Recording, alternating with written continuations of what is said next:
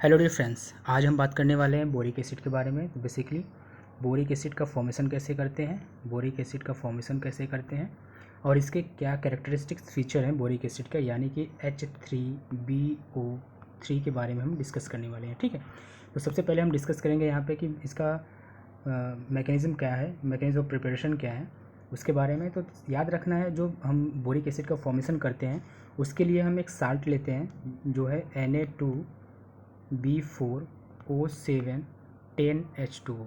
ठीक है, इसे क्या करते हैं, Na2B4O7 10H2O को वाटर में डिज़ोल्व करते हैं।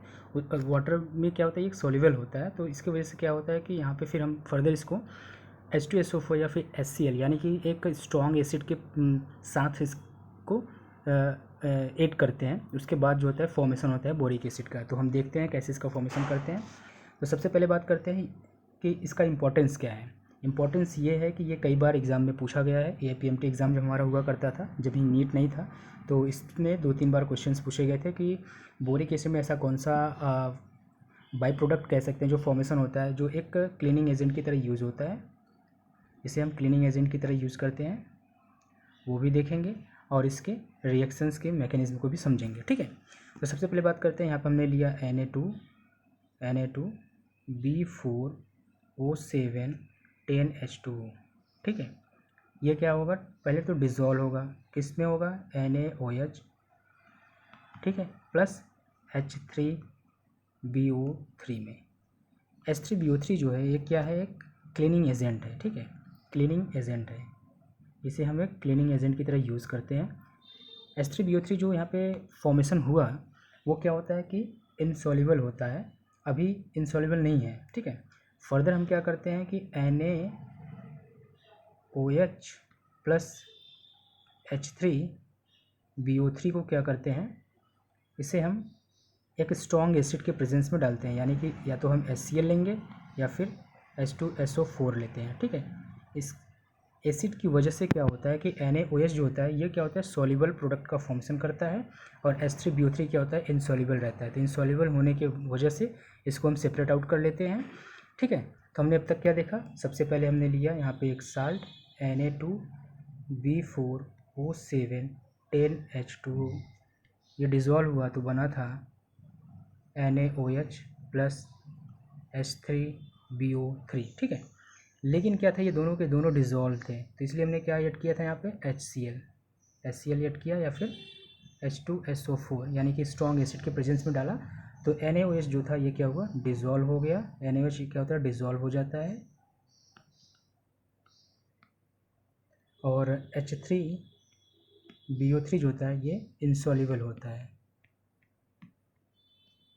इनसॉल्युबल। तो हम इसको क्या करते हैं, अलग कर लेते हैं।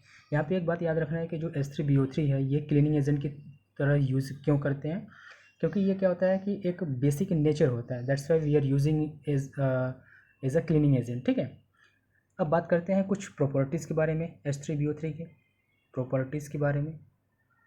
ठीक है, प्रॉपर्टीज़ में सबसे पहले याद रखना है हमें कि बोरिक एसिड जो होता है क्या होता है कि हाइड्रोजन बॉन्ड प्रेजेंट होता है, इसमें हाइड्रोजन बॉन्ड होता है। ठीक है, बोरिक एसिड में क्या होता है, हाइड्रोजन बॉन्ड होता है। Because of this hydrogen bond ये क्या होता है, एक 2D स्ट्रक्चर का फॉर्मेशन करता है, 2D स्ट्रक्चर, या फिर कह सकते हैं एक 2D लेयर का फॉर्मेशन करता है, स्ट्रक्चर या फिर लेयर कह सकते हैं, 2D लेयर का फॉर्मेशन करता है। हम देखेंगे कि कैसा ये स्ट्रक्चर शो करता है। ठीक है, ये जो बोरिक एसिड है यानी कि BOH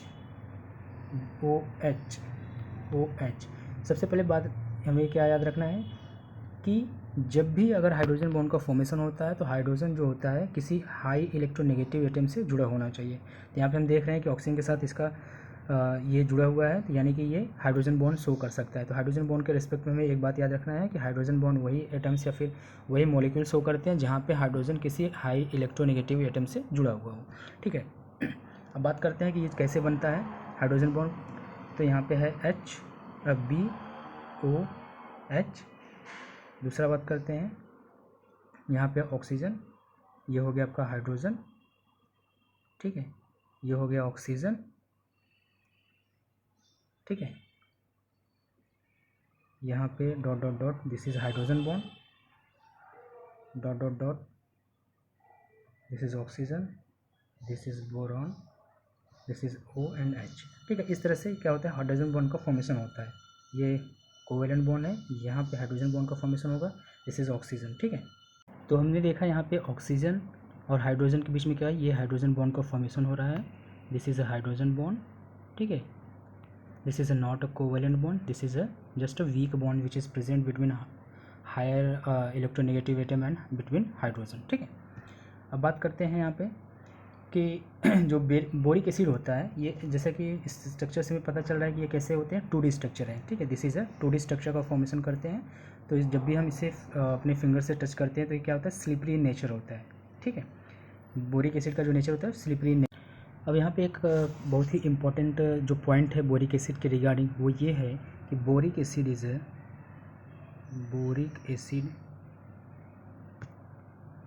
इज़ नॉट अ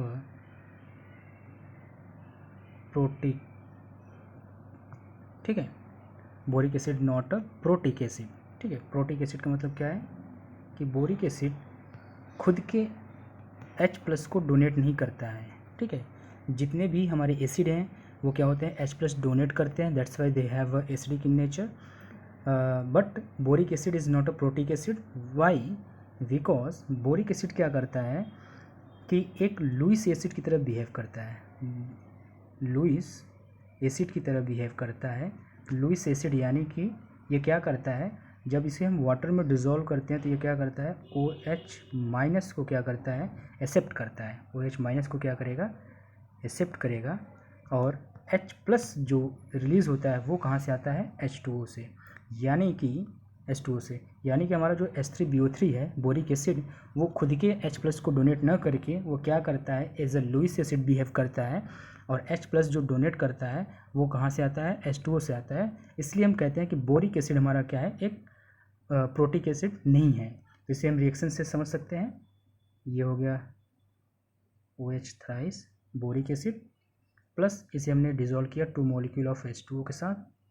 ये रिवर्सिबल रिएक्शन है, इसमें फॉर्मेशन होता है BOH tetra minus plus H3O plus.